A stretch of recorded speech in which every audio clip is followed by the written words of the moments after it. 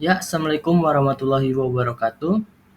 Di video ini, saya Nuansa Budi Segara akan mencoba menjelaskan mengenai teori pembangunan bottom up.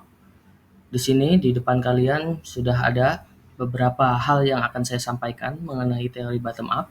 Baik, yang pertama, langsung saja dibahas apa itu teori bottom up.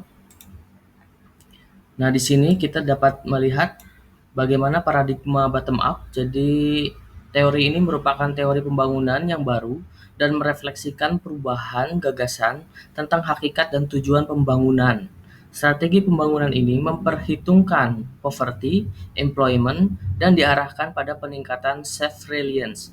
Ide pokok pembangunan harus didasarkan atas mobilitas maksimal terhadap sumber daya alam, manusia, dan institusi nasional dengan tujuan pokok satisfaction on the basic needs dari segenap lapisan masyarakat. Nah, teori bottom up ini ada dua jenis ya. Jadi ada yang pertama strategi agropolitan. Nah, kita dapat lihat di sini seperti apa. Jadi yang dinamakan strategi pembangunan agropolitan itu meliputi daerah agropolitan district yang kurang lebih dihuni oleh 10.000 sampai 25.000 penduduk. Jadi kalau di Indonesia 10.000 sampai 25.000 penduduk itu adalah kecamatan atau bahkan ada beberapa desa yang bisa mencapai 10.000 penduduk. Nah, sepanjang yang masih dijangkau pengelaju 5 sampai 10 kilometer. Tentu kalau di Indonesia jaraknya akan semakin menjauh ya. Nah, besarnya daerah ini harus benar-benar diseleksi sehingga transfer sumber daya alam, modal teknologi dari dan ke masing-masing daerah tidak merugikan daerah tertentu. Ciri pembangunan agropolitan adalah yang pertama diarahkan untuk kebutuhan lokal, pertanian menjadi leading sektor. Jadi memang fokusnya kepada pertanian ya. Pertanian itu tidak hanya ladang atau sawah, tapi bisa juga perikanan. Lalu prioritas pada swasembada pangan, ketimpangan income dan kehidupan harus dikurangi, prioritas pada peningkatan konsumsi domestik dan perlindungan terhadap industri kecil. Oke, selanjutnya.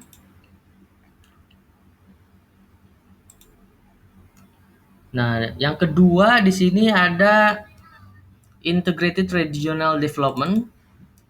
Bagaimana? Kita lihat di sini.